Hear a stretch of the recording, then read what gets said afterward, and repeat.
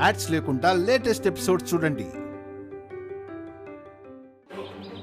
కావచ్చు మహి, కానీ ప్రస్తుత పరిస్థితుల్లో నువ్విలా ఒంటరిగా మాకు దూరంగా ఉండటం మంచిది కాదే. ఇన్ని రోజులు అక్కడ ఎలా ఉన్నానో ఇక్కడ అలాగే ఉంటాను. నాకు 2 చోట్లకు పెద్ద తేడా లేదు. కానీ అక్కడ ఉండడం కంటే ఇక్కడ ఉండడమే నాకు సేఫ్. మొండిగా అలా మాట్లాడుకు మహి. ఇక్కడ నీకు సేఫ్ కాదు. ఎందుకు కాదక్కా? ఎందుకు కాదు? ఎందుకంటే నీకు నాకు తప్ప ఈ విషయం మరో మనిషికి తెలిసిన నీ చెల్లి వీడియోని ఈ ప్రపంచమే చూస్తుంది. చెప్పక్క, ఎందుకు సేఫ్ కాదు? ఎలా చెప్పను నీతో? బయట పరిస్థితులు బాగోలేవు కదా. అక్కడుంటే జాగ్రత్తగా ఉన్నావు అన్న భరోసా అయినా నాకుంటుంది. అందుకు చెప్తున్నాను మహి. కానీ అక్క, అక్కడున్న మోసం చేసే మనుషులు ఇక్కడెవ్వరూ లేరు. కానీ అక్కడికి నిన్న కాక మొన్నే కదా మనం వెళ్ళింది. ఎప్పటి నుంచో ఉన్నది ఇక్కడే కదా. ఇంతకు మించిన భరోసా ఇంకేం కావాలక్క నీకు? నీకెలా చెప్పాలో నాకు అర్థం కావడం లేదు. నీ గురించి కూడా నాకు అర్థం కావట్లేదక్క. ఆవిడ వల్ల నీ జీవితం ఇంకా ఇంకా ఏమైపోతుందోనని నాకు భయంగా ఉంది. ఆవిడ వల్లే నీ కాపురం పాడైపోయిందక్క. కానీ నువ్వు ఆవిడ నీడలోనే ఉంటున్నావు. మహి, అమ్మ వల్ల నాకక్కడ ఏదో అవుతుందని నువ్వు అనుకుంటున్నావు. కానీ నాకక్కడ స్థానం లేకుండా చేయడానికి ఆ హంస స్మైలీలు కలిసి అమ్మని బజారుకి ఈడ్చ.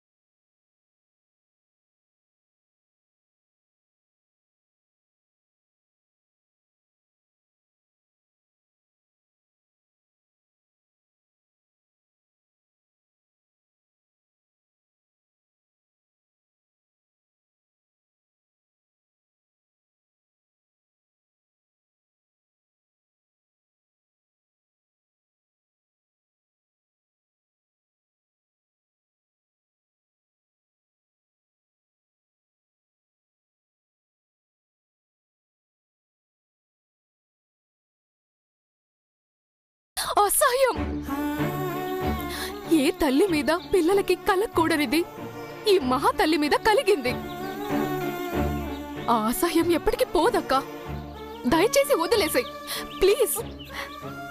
నీకు నా బాధ ఏంటో అర్థం కావట్లేదు మహి. అసలు అమ్మ గురించి కాదంటున్నాను కదా.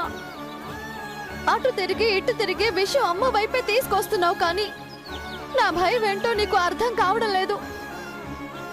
ఇలా బయటుండి నీకేదైనా అయితే నేనేమైపోతానోనని నీకు అర్థం కావడం లేదు. సరే, నువ్వు అర్థం చేసుకోకు. ఈ అక్కను నువ్వు కూడా ఏడిపించడం మొదలు పెట్టావు. ఇంక నేనేం చేయనే. అలాగే కానీ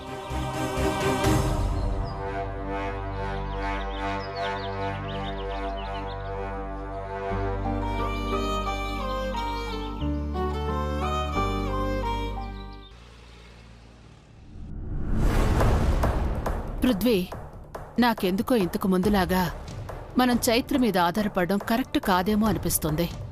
ఎందుకంటే నా ఫోన్ విరాజ్ చేతుల్లోకి వెళ్లడంలో ఆ చైత్ర పాత్ర కూడా ఉంటుంది కదా. ఎందుకంటే ఇద్దరూ కలిసే కదా మనల్ని బయటికి లాగుదామని ట్రై చేస్తున్నారు. మహి వీడియో దానికెంత ఇంపార్టెంటో మనకి ఫోన్ అంతే ఇంపార్టెంట్ అని అది లాజిక్గా ఆలోచిస్తే ఏంటి మన పరిస్థితి? అవకాశం లేకపోలేదు పృథ్వీ. ఇంతకు ముందున్న చైత్రలా దాన్ని మనం డీల్ చేయలేం. అసలు ఈ విషయం గురించి ఆలోచించే అవకాశం మనం దానికెందుకివ్వాలి? అందుకే చైత్ర మీద ఆధారపడి మనం ఆ ఫోన్ సంపాదించాలనుకోవడం కరెక్ట్ కాదు. అవును మామ్. అంటే ఇప్పుడు ఈ పని చేయడానికి స్మైలీ తప్ప వేరే ఆప్షన్ లేదు కదా.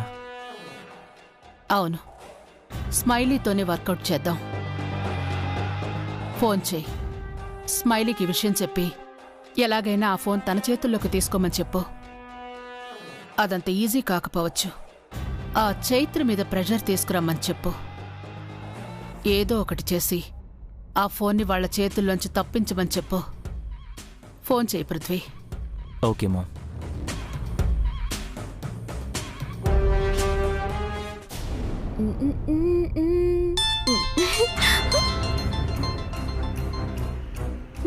హలో, ఏం చేస్తున్నావు? గాల్లో తేలినట్టుందే, ఒళ్ళు ఊగినట్టుందే అని పాట పెట్టుకొని ఆకాశంలో పక్షిలాగా ఎగిరిపోతున్నాను. సరేగాని నువ్వు కాల్ చేసావు, ఏంటో చెప్పు. నీకు ఒక ముఖ్యమైన విషయం చెప్పాలని ఫోన్ చేశాను. మళ్ళీ ఏంటి? చెప్పేది జాగ్రత్తగా విను. మామ్ ఫోన్ ఆ విరాజ్ గారి చేతిలోకి వెళ్ళింది. ఏంటి? అవును స్మైలీ, ఆ ఫోన్ నువ్వు తెచ్చి ఇవ్వాలి. ఏమంటున్నావు? ఆంటీ ఫోన్ విరాజ్ చేతికి వెళ్ళడం ఏంటి? దాన్ని నేను తీసుకురావడం ఏంటి? పృథ్వీ, ఆ ఫోన్ పోతే పోయింది, కానీ కావాలంటే ఆంటీకి నువ్వే ఒక కొత్త ఫోన్ కొనివ్వు, సరేనా? స్మైలీ, అంత సింపుల్గా తీసుకునే విషయం అయితే నేనెందుకు నీకు ఫోన్ చేసి చెప్తాను? ఆ ఫోన్ అంత ఇంపార్టెంట్ అయినప్పుడు దాన్ని ఎలా పోగొట్టుకున్నారు? మన ఇద్దరికి సంబంధించిన డేటా మొత్తం ఆ ఫోన్లోనే ఉంది.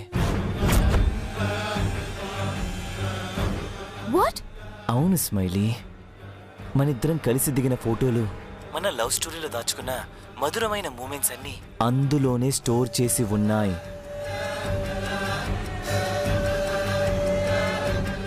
ఇలాగా ఎప్పుడు ఏదో ఒక ట్విస్ట్ ఇవ్వడానికేనా నాకు కాల్ చేసేది?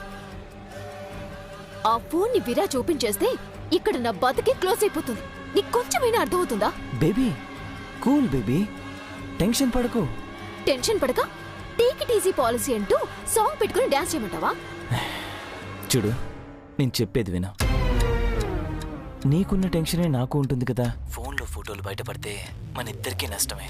అలా జరగకూడదు అంటే మామ్ చైత్రని ఆ ఫోన్ తెచ్చేయమని ఫోన్ చేసి చెప్పింది. ఏంటి? చైత్రనా? ఇంకెక్కడి చైత్ర? ఏంటి? గాల్లో తేలినట్టుంది అని హ్యాపీగా ఉన్నానని చెప్పాను కదా, అందుకే. స్మైలీ, నువ్వు ఏం చెప్తున్నావు నాకు అర్థం కావడం లేదు. దాన్ని ఇంట్లోంచి బయటికి గెంటేశాం. విరాజ్ చేత విడాకుల పేపర్ మీద సంతకాలు పెట్టించాం.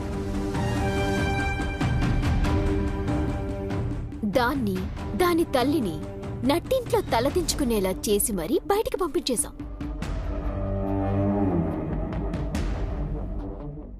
ఇక దానికి ఇంటికి ఏ సంబంధం ఉండదు. Very good, very good smiley. కానీ ఆ ఫోన్ ఇప్పుడు విరాజ్ ఉన్న పరిస్థితిలో ఫోన్ గురించి కాదు కదా, అసలు దేని గురించి ఆలోచించడు. సడన్ గా నువ్వు ఫోన్ గురించి చెప్పేసరికి నేను టెన్షన్ పడి ఏదేదో వాగేశాను. కానీ ఆలోచిస్తే ఇప్పుడున్న విరాజ్ సిచ్యువేషనే వేరు. సో నువ్వు టెన్షన్ పడకు. వీలు చూసుకొని ఆ విగ్రహాన్ని ఫోన్ని మన చేతిలోకి తెచ్చుకుందాం. ఆవేశపడితే అసలుకే మోసం వస్తుంది. ఓకే బేబీ, అలాగే చేద్దాం. Okay, take care. బాయ్.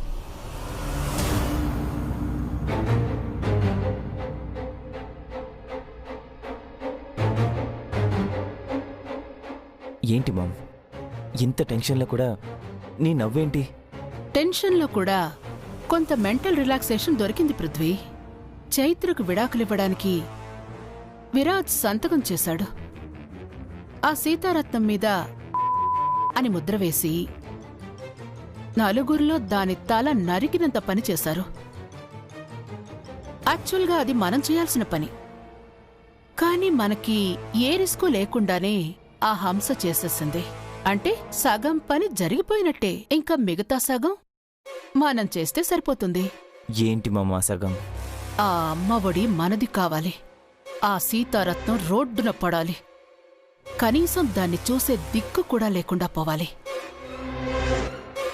ఇప్పుడెలాగూ జరిగిన అవమానాన్ని తట్టుకోలేక కూతుళ్లకు నిజం తెలిసిందన్న బాధలో తనకి చావే శరణ్యం అనుకుంటోంది. తల్లి మీద కోపంతో అడుగులు ముందుకేస్తూ ఉంటుంది. ఈ సమయంలో మహీకి నువ్వో టార్చ్ బేరర్లా తనకి దారి చూపించి ఒక పవర్లా నువ్వు పక్కనుండాలి. ఇప్పుడు మహి మన గుప్పెట్లో ఉండాలి.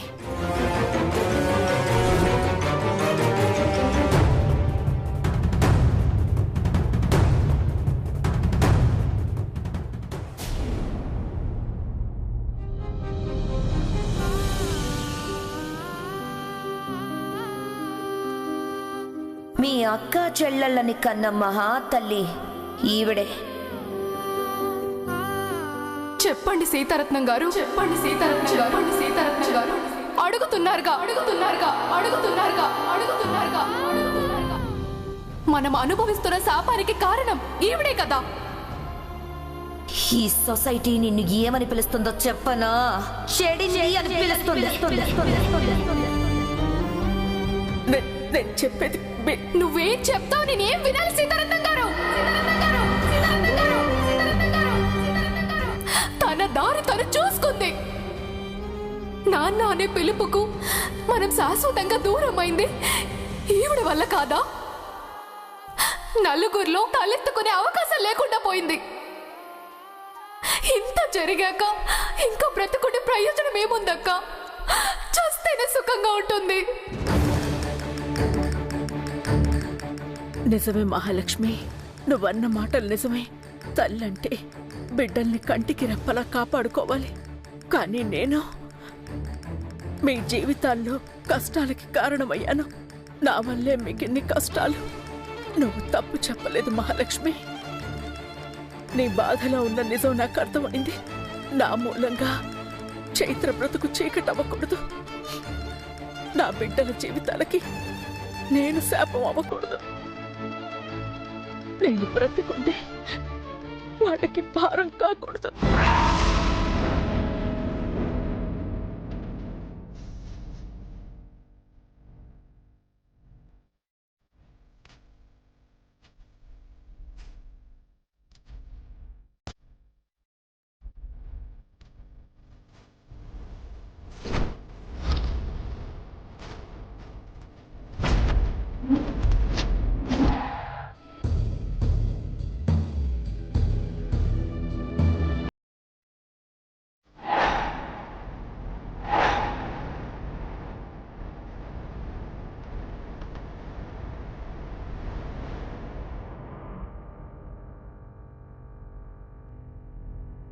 అమ్మా చైత్ర,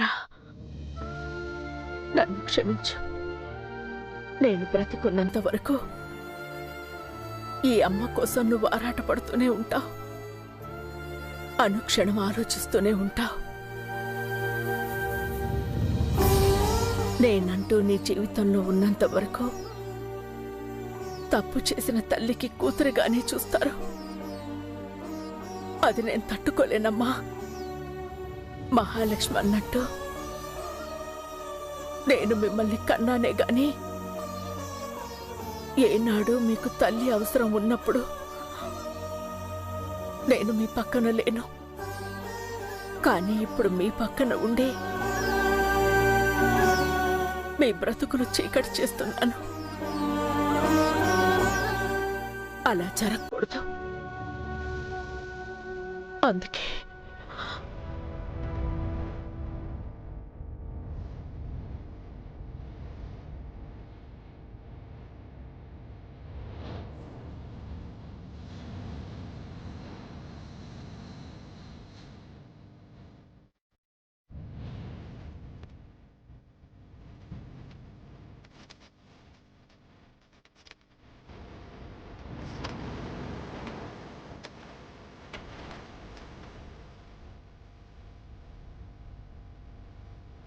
చైత్ర, నువ్వు కోరుకున్నట్టు నా మనసంతా నిన్నే నింపుకుని నీ కొరకే వస్తున్నాను. ఇదిగో ఈ నల్ల పూసలు గుచ్చిన మంగళసూత్రాన్ని నీ మెడలో వేయడానికి వస్తున్నాను చైత్ర.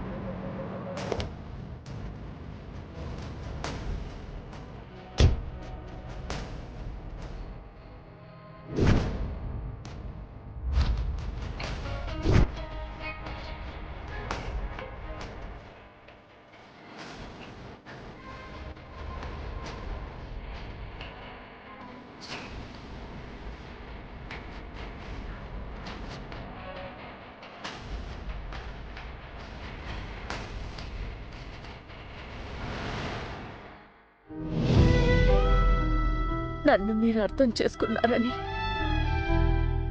చైత్ర చెప్పింది. నేనే తప్పు చేయలేదని మీరు నమ్మారు. నాకది చాలండి, అది చాలు.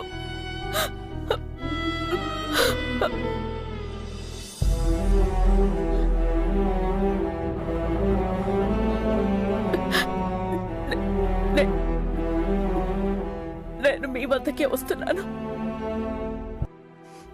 బ్రతకంతా మీకు దూరంగా ఉన్నా, చావు తర్వాత అయినా మిమ్మల్ని చేరుకుంటానండి. చేరుకుంటాను.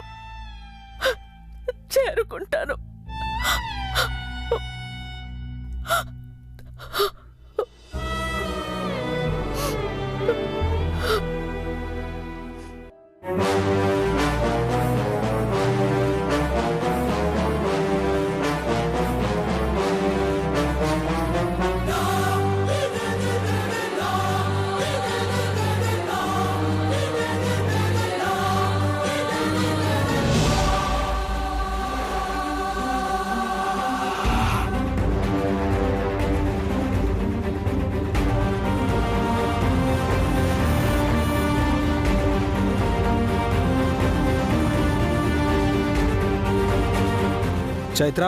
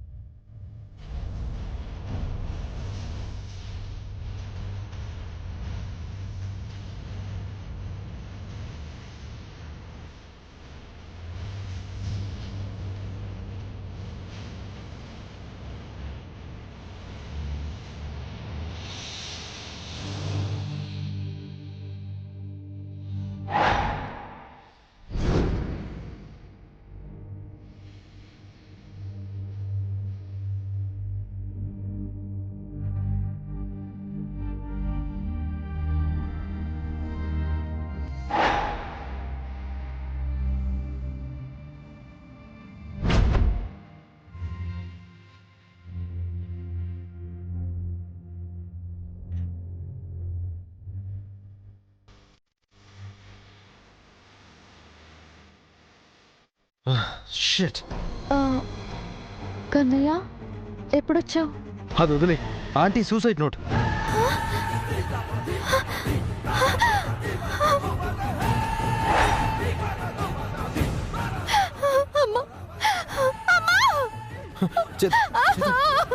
చైత్ర, ఆంటీ రూమ్ ఎక్కడ?